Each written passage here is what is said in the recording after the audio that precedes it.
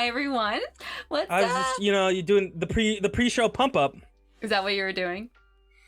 You're like, wait, chug, chug, chug. Yeah, that's exactly what I was doing. You're so young at heart, there, John. I have to say. Hi I'm everyone. old. What is that trying to say? I'm old in real life? God, No. How do you back out of that? I can't remember. you can't. You can't. Oh, you guys, happy Friday, everyone. Hi, welcome to History Drink Repeat. How are we? I hope we're doing well. I know John and I are doing well. We're cozy. Doing super. I haven't oven drunken today.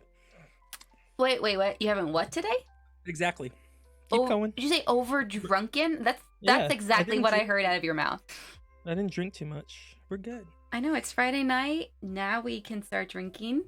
I know, we both were so responsible. We're like, we need to have dinner before we have a cocktail.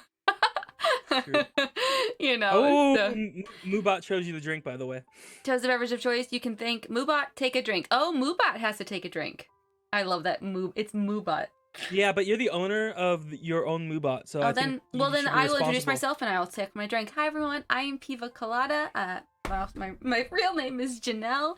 I am drinking a tart cherry and lime vodka cocktail that I put together, and it's not the prettiest color, but it is absolutely delicious. I have to say.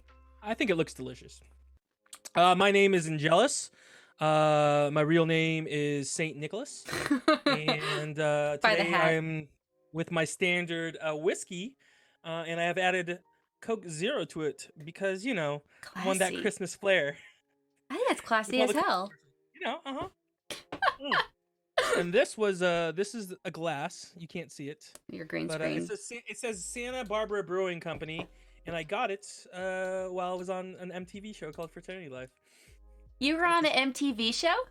Mm-hmm. Fraternity Life 2, the second season. I know nothing about this. I of course I'm an MTV generation. Like, it was very big when I was younger, but I didn't have cable. I didn't watch it, and I know so many people who have. So I know nothing. I'm so glad you didn't watch it because there's no need to really go into those old videos. Did you have to audition for that, or?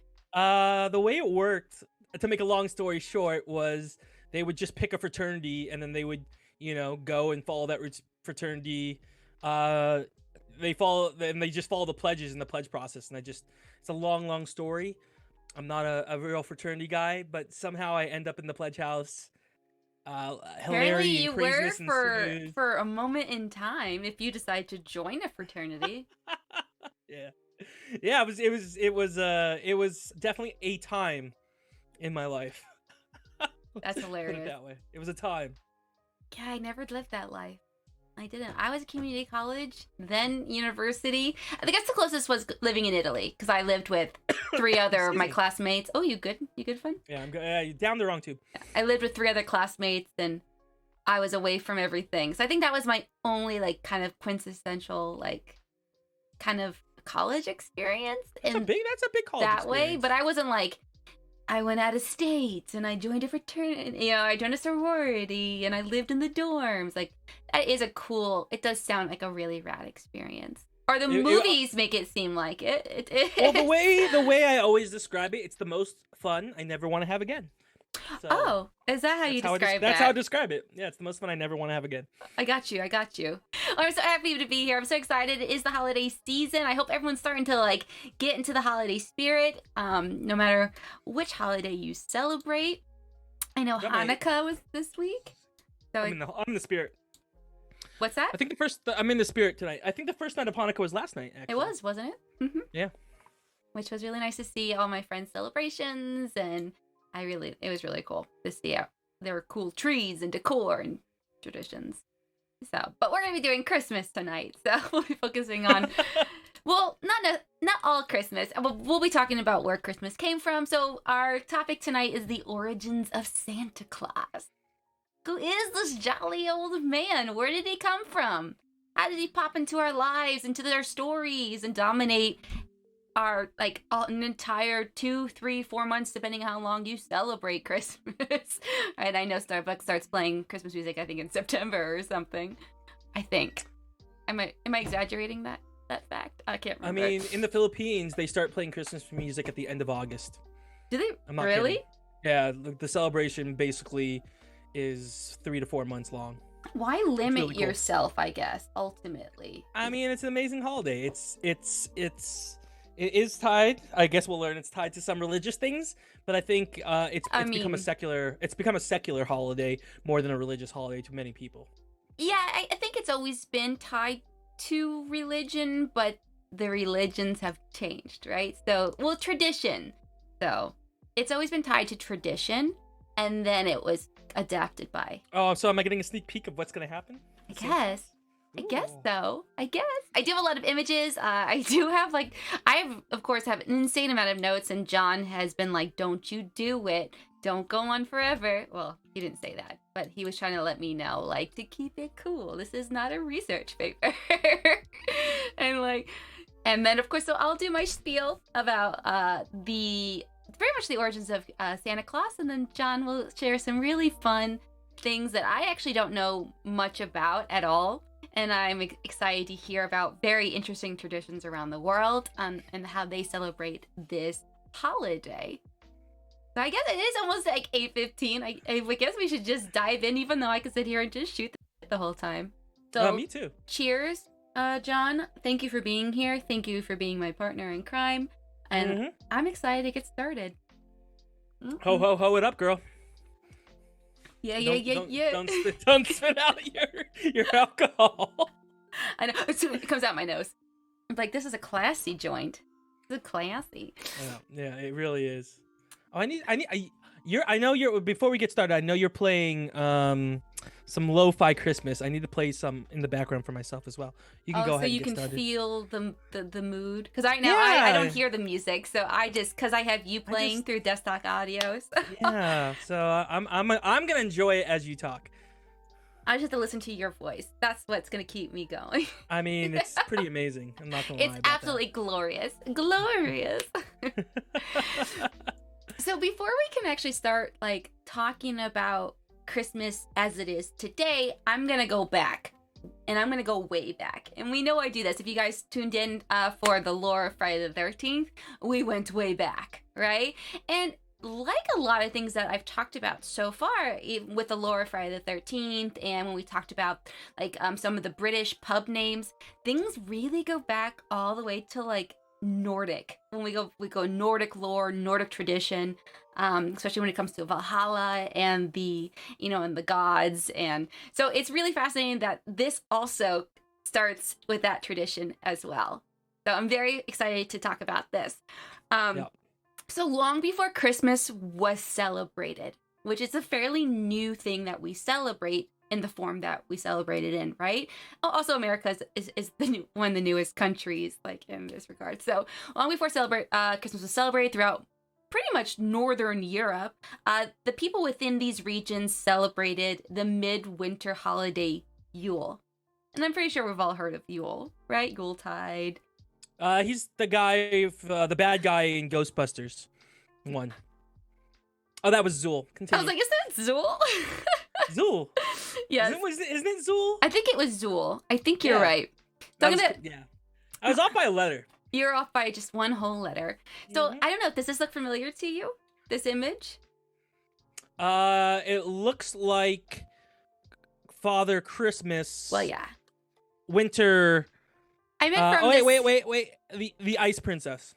Got it. I meant from this series, but that's okay.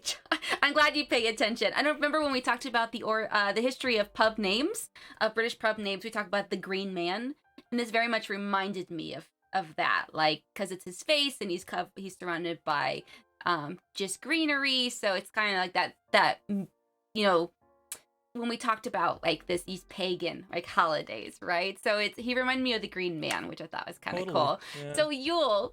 So when we think of classic Christmas elements, and I mean all Christmas elements, they all come from Yule. Besides, of course, baby Jesus. That's a whole new element. But everything from evergreen, holly, mistletoe, Yule logs, wreaths, bells, elves, gingerbread, caroling, exchanging of gifts, decorating a tree, and so much more, which I want to get into. that all comes from this tradition of Yule. So honestly, in my opinion, everything you think of traditional Christmas, like the elements, besides the religious element, right, of like Bethlehem, the star, Jesus, and all that, but and the angels. But if you think about just how you decorate and kind of like getting together and having dinner and with your friends and family, and just all of that comes from Yule, which is really fascinating to me. And again, we've briefly touched on this before, and I'm fairly certain to all those that are watching already know that Christianity, so of course we know Christmas, right? Christianity has pulled pretty much all major pagan holidays, such as like Nordic, Germanic, Old, Anglo-Saxon. They draw from these holidays in order to assimilate people over to Christianity when it became the Western world's dominant religion. And we can, of course, thank the Romans for that, right? They dominated the majority of the Western world, and so they converted the Western world. And then, of course, Charlemagne and so on and so forth. So, as that goes. There's so many crazy things. So, like, you think about, there's, like, Yule celebrates this, like, 12 winter days and nights. And we have like the 12 days of Christmas. So you start to really see this correlation of the elements between Yule and Christmas and how it's been adapted. And we really could go on and on and on, which I'm about to, right?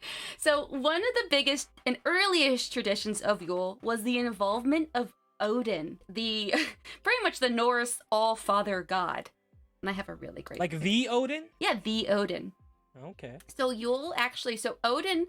as, you know, the father god and as the main god, he was in Yule, he's known as like the gift bringer. So he would apparently soar through the skies on his 8-legged white horse, Sleipnir, around like December 21st. And I just want to make a side note, by the way. So Sleipnir has 8 legs. How many reindeer are there? Well, before Rudolph. 9. Got it, Rudolph. I can name them all. No, too. not Rudolph is a new addition. Traditionally, though, there was only 8 reindeer. So there's 8. No, Rudolph was a tradition that when I learned about reindeer, I learned about 9 reindeer. Well, Rudolph, remember, there's the traditional reindeer, and then Rudolph was added in the 1930s. So he's a new addition. And there's a whole cartoon on it, John. Come on. So it's kind of cool, right? So if you ever wonder where the 8 came from, and of course, you can go for it. I know them too, but you should know them. I'm pretty sure we all do if we know the songs. What's the 8 reindeer? That's the only way I can name them is by thinking about the song. Go for it then. Let's hear it. There's Dasher, Dancer, Prancer, Vixen, Comet, Cupid, Donner, Blitzen, and then Rudolph. Very nice. So across the night sky, Odin on his 8-legged horse, along with other gods being pulled in chariots, right, by other mystical beasts to pretty much reward the good and punish the bad during this time of year. It's not even Woodson Day? How do you say that, John? Woodin's Day. That's going on I don't my know. head. It looks like he's trying to write like Wednesday, but it doesn't matter. Wednesday. Oh, Wood Wednesday. Oh, hi there, Kalina. Hi, babe. Oh, Odin. Got it. Woden's Day. Woden's Day. That's how I'm saying that. That's clearly how we got the name Wednesday. I think that makes actually, lots of sense. it's actually true. I think Wednesday is named after Odin. Yeah, it is. Dude. Yeah, I was like, I did know that. And the thing about me is I don't know. I was talking to my housemates about this. I actually don't know a lot about Norse mythology, and I've been picking a lot up as of recent. I knew like some of the basics, but now that I'm been studying all these random different things, I've been learning. So yeah, I actually had come across that Wednesday is named after Odin, which I thought was a really fascinating little trivia that now we know, and we can kill it at trivia nights. It's crazy. So like, how much like it's all. Everything is so rooted in Nordic tradition. Okay, so again, like I was stating, so Odin with on Sleipnir along with the other gods. You were stating? I thought we were talking about Christmas stuff, not Jewish stuff. Dating, right? Chariots by other mystical beasts to reward the good and to punish the bad. This is pretty much known as like the wild ride or the wild hunt, they called it. Children would leave out straw for Sleipnir to nibble on, and they would place their boot next to the fire, right next to the hearth for goodies. Things, they'd get toys, they'd get candy, they'd get food. And Odin's men, which were the dwarves and the elves, they were known to make wondrous things. And Odin would gift those things. So like a magical spear is like something that was made. Thor's hammer was made, right? And so on and so on. It was made during Yule. No, it was made by Odin's men, which are dwarves and these elves. They were the creators of Odin's items, and he would gift these things. And of course, specialty items went to special people, but just like toys and gifts and stuff like that went to everyday people. Why did they not include this as like a special edition of the Avengers universe? Like, who knows? I mean, there could be some. I know, right? Also, there's like the Christmas special. You have well, Odin. you have the Star Wars Christmas special. You have Anthony Hopkins going out there. I mean, I would have watched it. Gifting all these things. I think that's I think that would be absolutely wonderful. So I know Santa Claus is he's named after Saint Nick, right? Based on the generous and pious bishop of Turkey. But right here at the very beginning of this episode, I'm going to state that Odin, without a doubt, is the OG Santa Claus. And Yuletide, of course, Yule is Christmas. That to me, like everything so far, right? From all the elements of Yule and how I think traditionally Christmas, right? All these Christmas elements, everything in our picture, besides of course the religious baby Jesus element, it's all based on Yule and this midwinter, winter solstice, and so it's crazy. So Eldon held the reign. Pretty much, he was known as like the giver of things, right? Was that? No, I was just pointing to the picture. I know. Look at this. I found this one. There's so many cool pictures out there. There's actually, you can see some really cool primary like inscriptions of Odin on his horse going out there for the Yule. I have to recommend the Dresden. Well, I've always wanted to read the Dresden Files. I have not tackled that stuff. And I saw that I liked the TV show. It was only on for one season, and I thought it was great. And I was really sad that it ended. And now I digress. So, so Odin is the original, in my opinion. It's argued that he is the OG Santa, right? But we'll go into Saint Nick and all these other characters that really define and why we call, of course, Santa Claus today. So as Christianity, of course, starts to take over and take reign throughout all of Western Europe, honoring Odin became forbidden. It's known as, anything that's not Christian, Judaism, or Islam is seen as a pagan religion, So Yule was rescheduled to coincide with Christian celebrations, and Odin is going to be pushed out the picture. But still, in my opinion, the elements are there. I mean, maybe white beards has always been a big thing, Have you ever thought how crazy life would have been had Christianity not been so big, and we'd be celebrating like Nordic traditions right now? How crazy would that be? I mean, we do still celebrate Nordic traditions. They're just been renamed. I want them. I don't want them renamed. I want to have. You know what? Odin. Just start celebrating Nordic traditions. Let's do it. And yeah. But yeah. Okay, I'm down. So Odin is going to be replaced by the goodly Christian Saint Nicholas around the 4th century, right, AD. So he was a bishop. He was born in modern-day Turkey. He very much is a real person in history. He was admired for his piety and his kindness. He was actually born really wealthy, and he inherited a lot of money, and he would donate that money. What's that? You want to know a crazy thing about him, though? He couldn't walk in straight lines. He could only walk in like diagonal lines. Are you making that up? Should I say that? It was a chess joke. It was a chess joke. Oh, diagonal. Oh, that went straight over my head.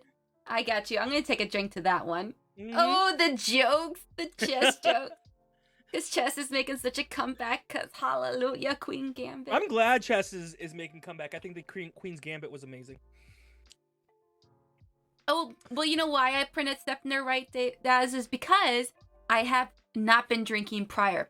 I just started drinking. I'm going to be cranky. I'm going to be a classy broad during History Drink Repeat as much as possible.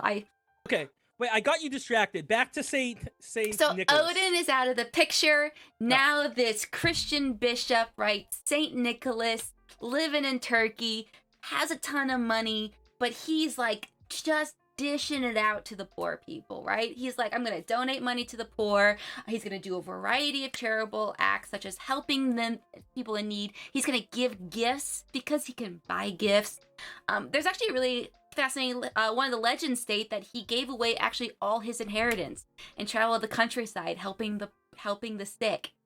He was also known for saving people. There's stories of him becoming extreme, and because he saved people, he helped people if they were being sold into slavery or prostitution. He'd save them. So he was just really this amazing man. That's what he's known as. The legends and the stories goes. And he becomes very popular because of that. Oh, I'm talking about him. I'm not even showing you a picture. So again, he has a nice white beard. Odin had a very beautiful, nice white beard and that long hair. The one eye. Wait, so was so Saint Nicholas not real? Saint Nicholas is a real gentleman. He was born. Okay. Yeah, he was born around the 4th century in modern day Turkey. Okay. He's a real dude, or he's known to be a real dude. There are legends about him, though. Did he actually give away all his inheritance? Did he do all the things that they say he did?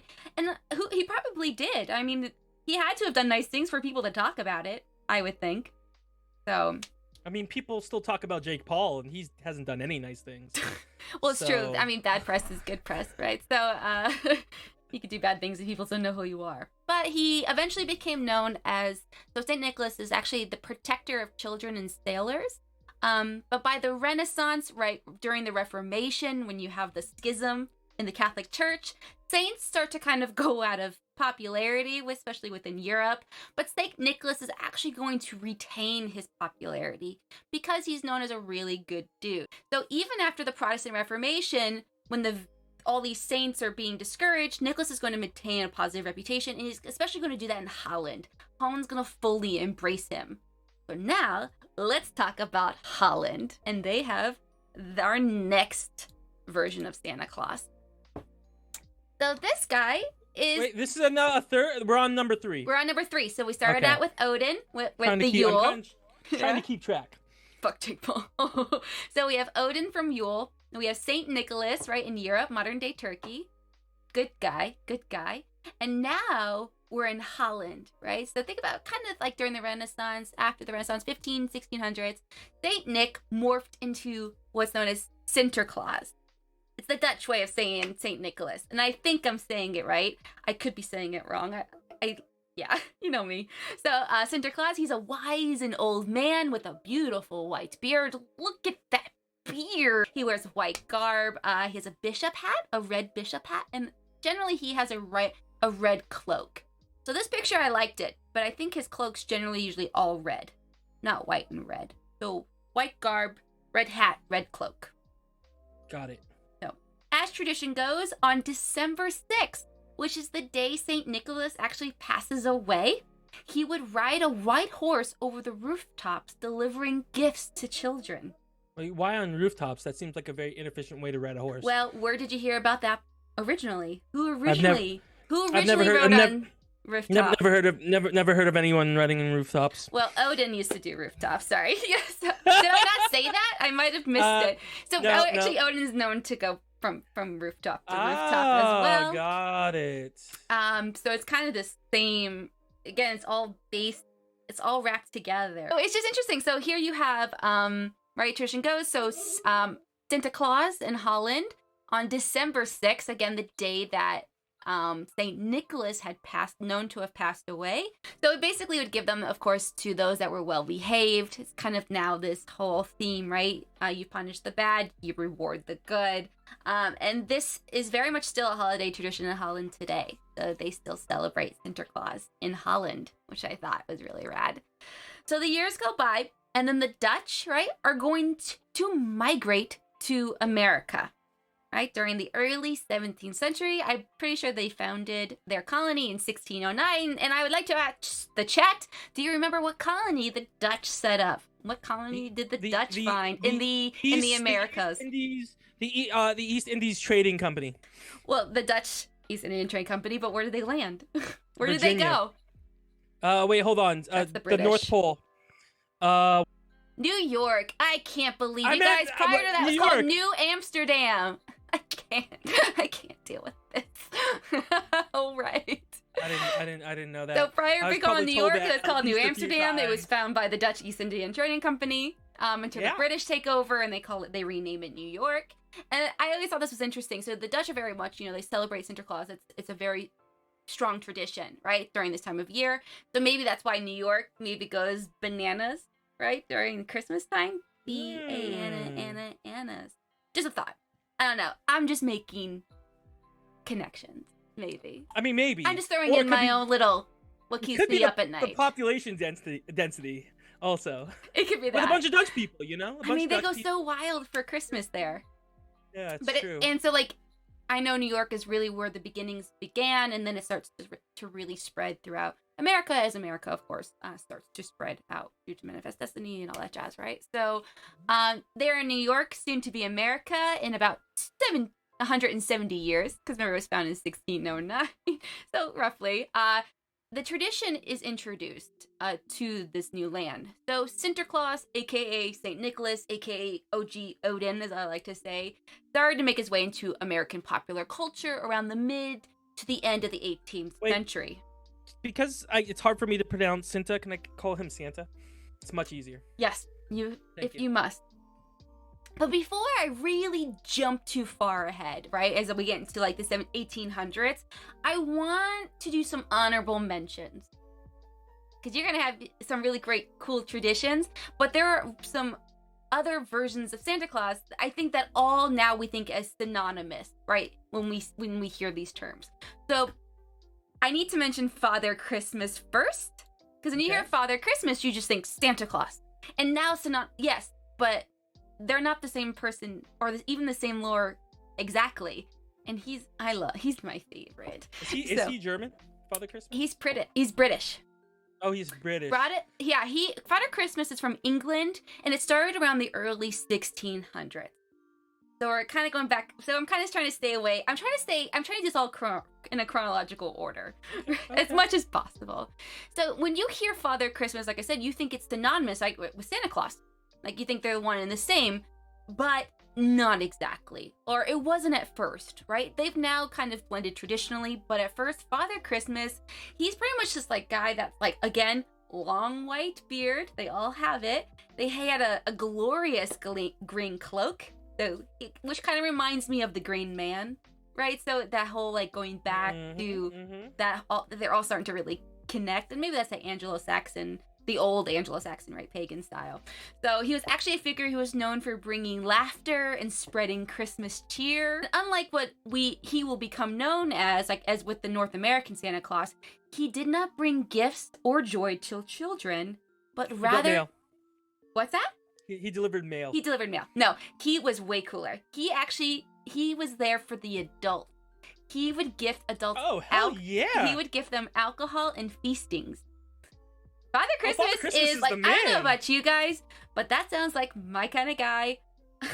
So I'm gonna cheers to Father Christmas. Father Christmas, because he likes to reward.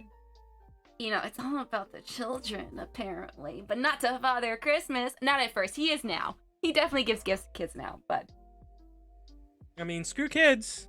So over time, he does evolve, right? And he's now seen as synonymous with Santa Claus. Because it's all for the children. So, adults. Again, I need to make a couple more honorable mentions. Did you know Russia actually has their own version of Santa Claus as well? Putin Claus. Oh my gosh. No. Clearly a wizard. I love it. So, actually, the Russian Santa Claus was once a wizard, which is such a cool thing. Okay. He is known as Father Frost. Let me make this actually bigger so you guys can see him. Or Old Man Frost. There is the Russian way of saying this. Can I hear the Russian way, please? I did not look it up. I have the spelling. Can I please hear the Russian way? Ded Moroz? Moroza? M-O-R-O-Z. Moroz? I don't know Russian. Does anybody speak Russian? He's Father Frost. Okay, Father Frost. I looked up other ways. It was cool of me to ask you to try to pronounce Russian. I forgot to look up how to say it. So, I'd go for it. You know me. He originally was an evil wizard that kidnapped children. Back to obscure reference David. I know, he clearly was. A wizard. Clearly a wizard. Of course he kidnapped children. The Germans and their like stories of like terrible things happening. Well, you also have, of course, the guy who kidnaps children in Germany, but we'll get to him in just a second, right? So, and he was actually, so it's a little different. So the version of him transforms over the years, and now the version today that's celebrated is that he's pretty much this benign, sweet figure that delivers gifts to children, but they do it on like New Year's Eve instead. So it's a little bit of a different time. He actually, so again, he has a long white beard. He usually wears a red or a blue cloak. So if you look him up, you can see, because he's old man Frost, he's gonna wear blue, but he also wears red, so I chose the red coat. And he very much now looks like Santa Claus. I think so. That's pretty dang close. He looks pretty dang close, right? It's like a fancy version, yeah. Oh, but the one thing that's really different is he carries a magical staff, because, you know, why not? So he's a wizard. He's a wizard. It would make sense. It makes sense. So there's so many wonderful characters and lore about all these different traditions throughout the entire world, and I can't touch on all of them, but I wanted to really talk about the evolution of Santa Claus and himself, and then how these other characters play into it, and how those characters adapt to the Santa Claus persona. So that's where I'm at with all this. So I just want to let you guys know. So I do have one more I want to give an honorable mention to, because he's such a cool character. And this one could be its own episode in itself. They all could, but this one's great. So to keep it this timely, because what time? 8:40. I'm doing super good, by the way. Yeah, you're solid. I'm solid. So in Nordic countries, so we've been talking about like, you know, Scandinavian, Nordic, really is where these things, like in Germanic, right, Anglo-Saxon. So in this, they also have what's known as Tomte or Nisse. Tomte? I think it's Tomte. T-O-M. Tomte. I think it's how you say it. Tomte. Nisse. There's two different versions depending if they're Swedish, Finnish, or Dutch. So, and this is basically kind of a small version of Santa. Basically a gnome. He's like, I like it. He's like 90 centimeters, almost 3 feet tall. He himself as well has a long white beard, right? And a pointy red hat. He actually only has 4 fingers. Why? That's weird. He's a small. I disagree with that. I don't like that. He's a creature. Like I don't know. And he now is known to deliver gifts on Christmas Day, to reward good behavior. There's actually, I watched a whole video on these guys because they really intrigued me. They've evolved over time. In the beginning, they just were pesky creatures that, pretty much like if they saw you mistreating an animal or a person, they would do bad things to you, and then they would also come over on Christmas looking for gifts and for food, and if you didn't feed them, they'd kill your livestock or knock over your Christmas trees. Horrible. It's crazy. So in German culture, we see like we always hear like if you do bad, Santa's gonna put coal in your stocking, right? That's what we have. It's so it's not really, it just sounds kind of dirty, right? So you're like, I don't want coal in my stocking. But when you go to other countries, they have such like dramatic, right? So in Germany, the opposite of Santa, of course, is Krampus, which I have to show you a picture. I didn't even. I mean, there's a horror movies based on Krampus. There is, right? Yeah. So I don't have a ton on Krampus because he's not a Santa Claus, right? You know what I mean? But he is someone. If you were bad, he comes in. So you can't be bad, right? So he's someone to scare you. But what's really crazy is, how many times can I say crazy? Is this really crazy, y'all? What is he holding? He has goodies. No. In his right hand. You mean he has a chain in his left hand? I guess it's like not a nine tails, but it's kind of like a thing of whip 'em. That's awful. I like that they're on a rocking horse. This is an old card. I think it's frightening. A switch. A switch. So yeah, Krampus. He's gonna, don't be bad, right? Which a crazy tale. But what I like about the Tomte is he himself is the bringer of joy, but he's also the bringer of terror. So although he's just about 3 feet tall, he has incredible physical strength. So if you were bad, he would go and he would bite and pinch children. Tomte, like I said, if you were good, he brought you toys, he brought you beautiful gifts, but if you were bad, he would pinch you or he would bite you. Again, he would kill your livestock, so don't be bad. I think that's a really good motive to get kids to act well, right? He also Unless you don't have livestock, then you say, "Bring it, Krampus." I don't got any livestock. Come kill him. Yeah. So it's just but there's all these different all these different versions of gift bringers, and they all start to over time start to look like Santa. So even Tomte today doesn't look very much like the gnome figure, right? He actually looks kind of like Santa Claus today. So they're all morphing into this really North American tradition, right? That's evolving in the 1800s. So I guess I'll bring it back. Let's bring it back to Santa. Let's bring it back to Santa. So those are all some really fun, different things.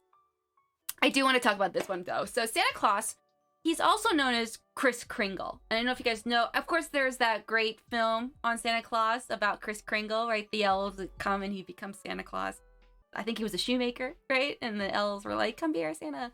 But Kris Kringle comes from the German name Kris Kringle? Oh my gosh, I'm the worst. I should have Googled how to say all these names before going live. I'm just really real. I'm gonna take a drink to that. Cheers, everyone. Cheers. But it pretty much just translates to Christ child.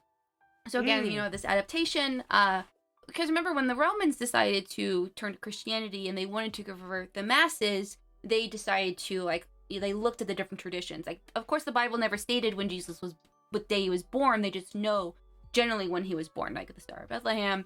And so they decided for it to be December 25th, which goes along with all these pagan traditions, right? Although you have other historians who state he was born maybe more like March 25th, but it's all debated, right? About when baby Jesus, if and when he was born, right? So there's actually a lot of good historical facts by Romans about all that. So, but Christ child. So in different parts of America, you have people celebrating Sinterklaas and some people celebrating Kris Kringle. And of course, it becomes one and the same over time. So I just wanted to give a little shout out to that.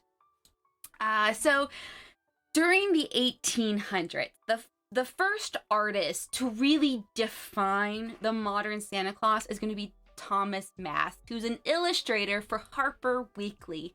And if you guys look up any sort of cool old newspapers, especially about the Civil War and or even the early 1900s, you're going to see a lot of Harper Weeklies. And this is my favorite image of the modern day Santa Claus. That was the magazine all about harps, right? And yes, it was all about harps. Mm-hmm. Harper all Weekly. About the harps. Yes. Oh man, check out that new 37 string. Those guys are crazy. So Thomas Mast, who illustrates in Harper, he portrays Santa as this, the jolly round man that we think of him today. It also is believed that Mast, during his series of illustrations, came up with the idea that he lives in the North Pole, that he's the one working at his workshop, and then they start to adapt, right? The idea that elves make his toys, and that goes all the way back to the Yule with Odin, who had elves and dwarves making his items. So it really starts to all blend together. He also portrayed Santa with a sleigh, right? And the reindeer, him going down chimneys, him carrying toys, as you can see here.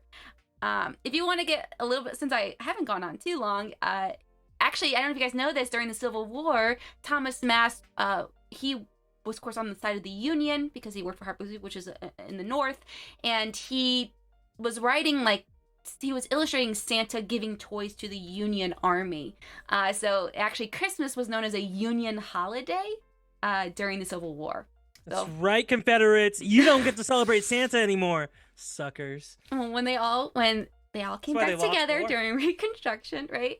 It's all gonna go. So and then of course Thomas Mast's illustrations going to get picked up by the consumer industry, the advertising industry, and it's just going to spread like wildfire.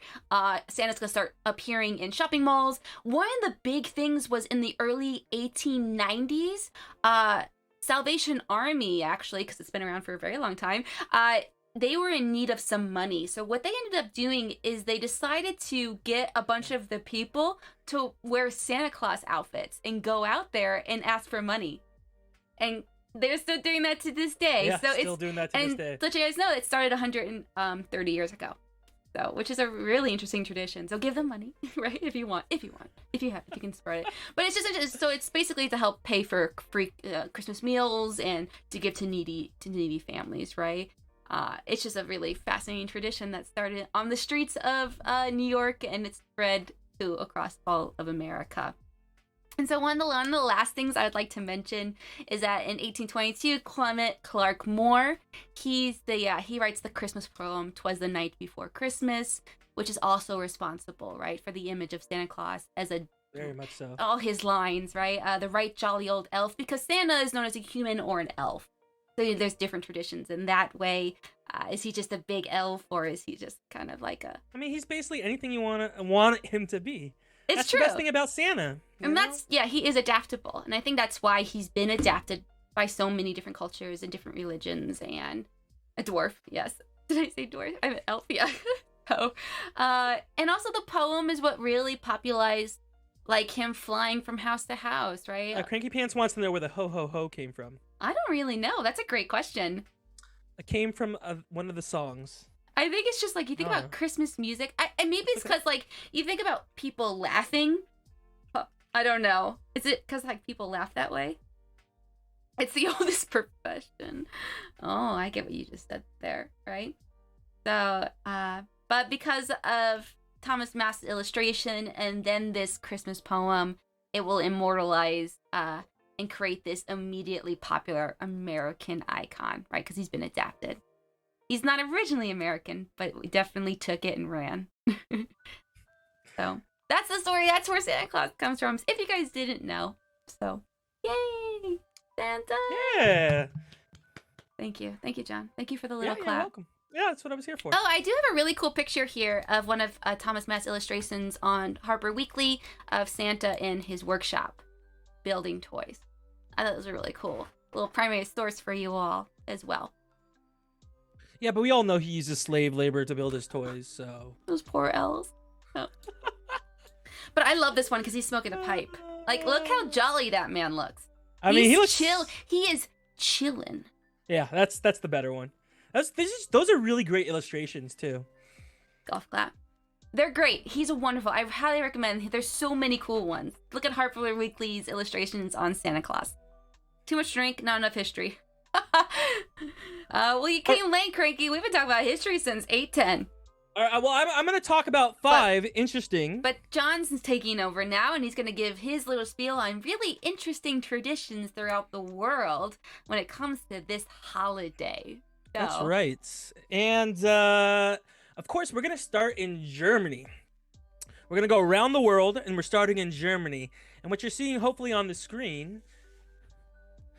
This is the Christmas tree tradition embraced around the world, specifically in Germany, and it started in the 16th century, and it comes to no surprise that this is a tradition that's related to trees, because you can see in that picture right there. So, long story short, in Germany, they would hide a pickle somewhere within the branches of the tree, like an actual pickle, and then give a gift. Hide the pickle? Find kind of like hide. Is it find? I don't want to say hide the pickle. Find the pickle. But someone hides it. I don't mean to make fun of tradition. And then the kids have to find the pickle.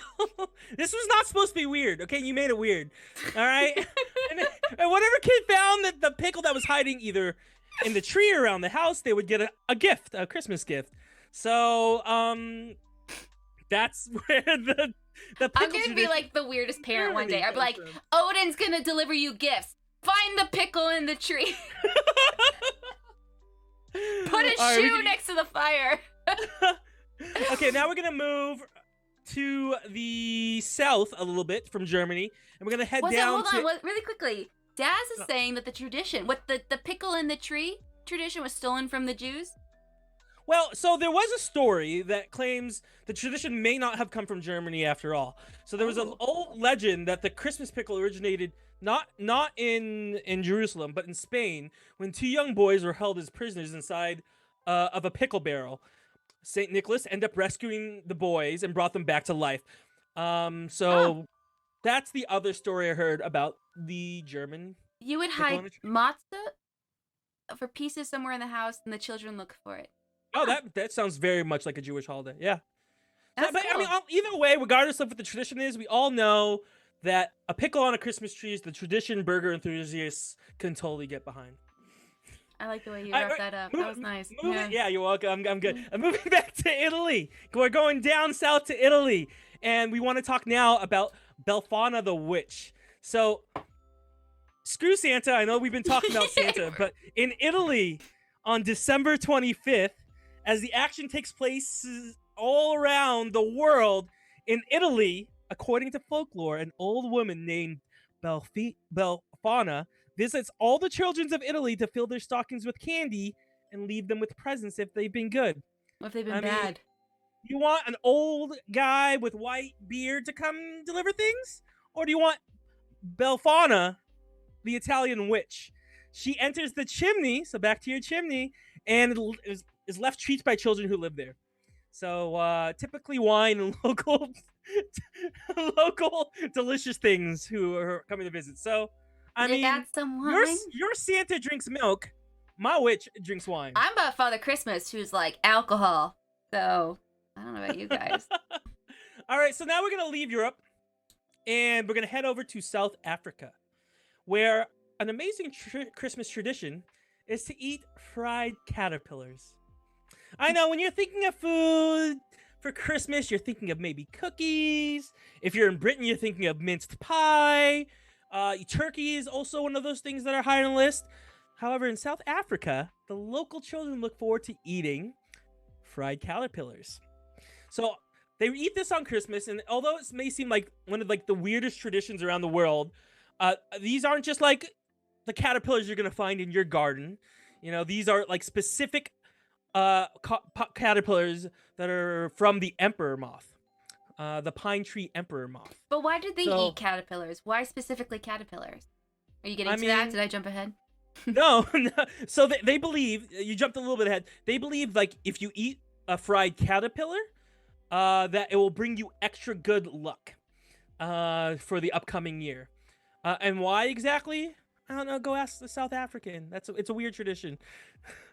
Oh my gosh, you're funny. I couldn't tell you.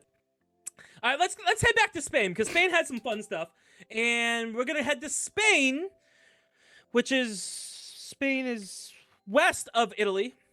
Spain is west of Italy. Got it. And this is easily one of the most outlandish Christmas traditions on my total list of 5. This is Tio de Nadal, the Christmas log.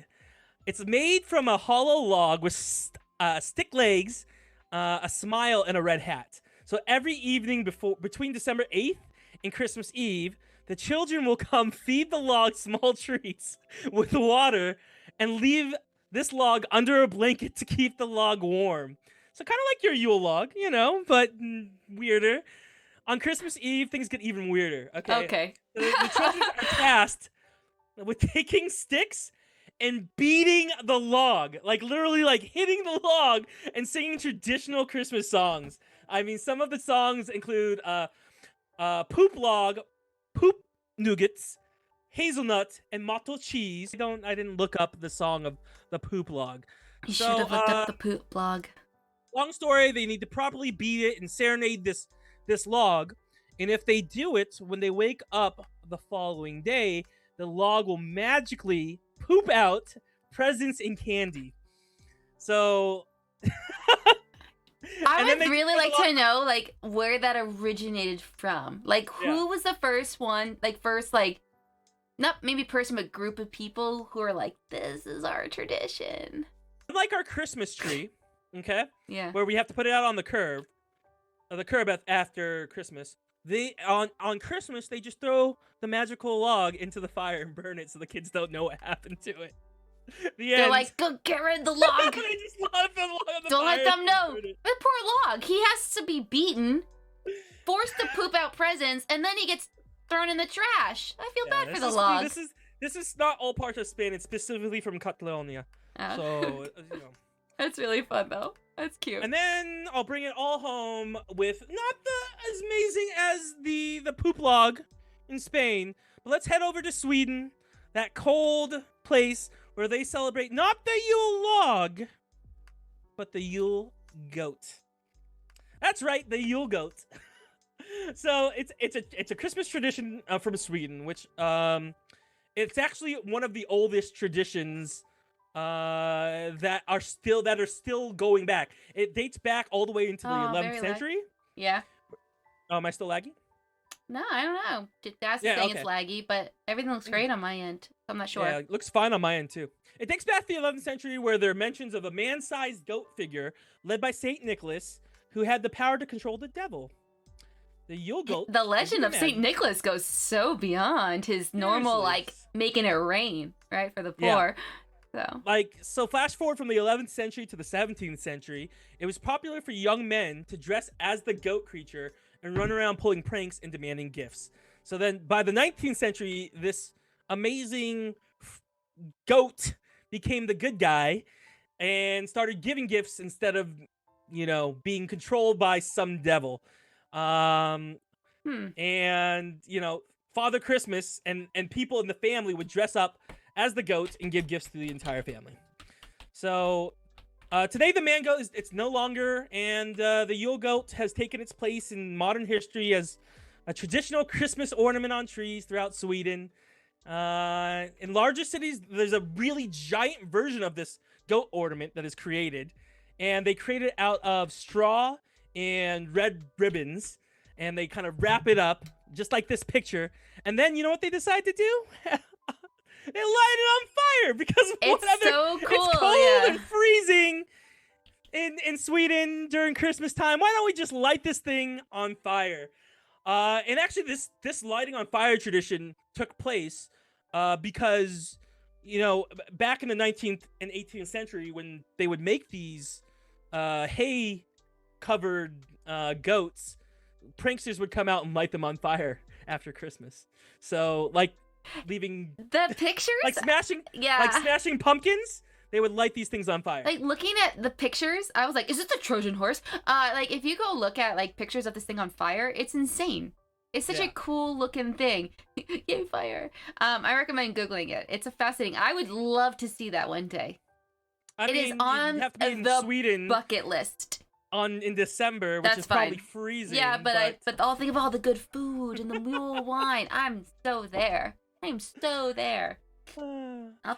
gonna wrap up my 5 interesting Christmas traditions from around the world, and I think it's wonderful. I like to say, does anybody have any fun Christmas traditions or just holiday traditions in general? Like Daz was talking about, the muscle being hidden around the house. I don't know if anyone has some really fun traditions of their own, of course, that they do. We have family food traditions, but nothing crazy. Yeah, nothing crazy. Really? How about you? No, I actually don't have anything specific. This year, because I am half British from my mother's side, I got British crackers, the things you pull and pop, and they have gifts on the inside. I got a bunch of those because I'm making a classical British dinner on Christmas Eve, and we're gonna tug on those and make them pretty much have indoor fireworks. I know in Australia they have figgy pudding, which is absolutely delicious, and they also have this kind of like bundt cake with a little baby in it, and if you get the slice with the little, it's like a little baby figurine. If you get the slice with the baby, you get a gift. Interesting. And you're supposed to have luck. Yeah. Chinese food, hands down, Daz. I think we're Jewish thing. Yeah, I think we're gonna get Chinese food on Christmas Day, and I'm gonna do a British dinner Christmas Eve. I'm always a Christmas Eve person.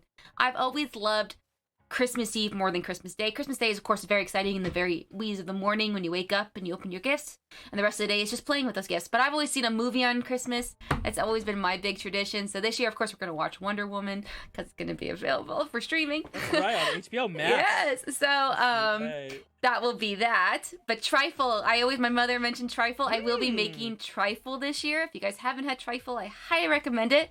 Christmas Eve, right? I mean, exactly. I don't trifle with no trifle. Trifle with no trifle. I mean, you shouldn't put... You mean trifle? Okay. I don't know where I went to truffle. I was like, you mean shaved mushrooms? No. But I love trifle. I mean, you get custard and sherry and fruit and kill me. I love that. It's so good. So, yeah. Well, thank you for teaching me about all of the ways and how we kind of got to our own version of I was really Santa Claus. I was really having a good time because I actually realized there was so much. Oh, Christmas brunch, of course, yes. I realized there was so much about the origins of Santa that I actually didn't know. I knew, of course, Saint Nicholas. I always thought maybe the classic story is Santa. He was a shoemaker, and that's because of what something in Bass, Rankin Bass, right? Because of their Santa, their Santa movie. But I didn't know that, Odin is really the OG Santa, right? Prior. And it makes so much sense. Yes, Christmas crackers. Oh, Christmas crackers. We do Christmas crackers. Well, so I said the British crackers. That's a very British thing. Yeah. The British crackers. When you say crackers, do you mean crackers that you eat or crackers that you pop? Well, British crackers are the ones you pop. Yeah. That's what I said. I said the ones you pop. With Oh, I know. on If the you were talking inside. about crackers, you would have called them biscuits. Got it. Yes. You gotta translate, okay? Oh, is that what they do? Yes. But no, again, like I said, I had a really good time researching this topic. There was a lot that I learned, so I hope I conveyed the information that I learned appropriately. Because I just didn't know. I just didn't. There's so much about Nordic mythology that's actually going to be my New Year's. So this is our last episode of the year. We'll be back in January. But to let you guys know, my New Year's resolution is to study more Nordic mythology. It is the basis of just really Western culture to the max. I feel like every single time I'm talking about the lore or origins of something, it starts with Nordic mythology. It just does. I mean, Friday the 13th did. I think my New Year's resolution will be to ask you about Nordic mythology. It's an easy one. I can keep that one. Yeah. It's I'll learn that way. I just was like, I want to learn something new, and I mean, there's so much to learn out there. Of course, I only know so much. I think like everyone else, but I got some. I borrowed some great books, and I'm gonna be reading. So I'm very excited because I was like, this is a rad origin. And like anything, it's been adapted and it's changed and it's evolved over the centuries, right? But really, it's not really a Christmas tradition. It's everyone's tradition, ultimately. So it just really depends on what you do within your home and within your family, so in your community. It's a good way to bring that. I agree. Pop. Bring it to that close. Yeah, I know. I'm like done with my it's a drink. Tradition that you do with your family. Those are the Your best friends. traditions of all. Whether you celebrate Christmas, Hanukkah, or no Kwanzaa. celebration at all. Yeah. I mean, who's really celebrating Kwanzaa? I had a professor who celebrated Kwanzaa. Oh, okay. Well, then Some people for all do. the people who celebrate Kwanzaa, I'm sorry I just mocked your celebration of it. I hope you enjoy your Kwanzaa time. All right, you guys, thank you so much for tuning in to our last episode of History Drink Repeat of the year 2020. But we'll be back next year, John and I, with some new fun history topics. And happy holidays! Thank you so much.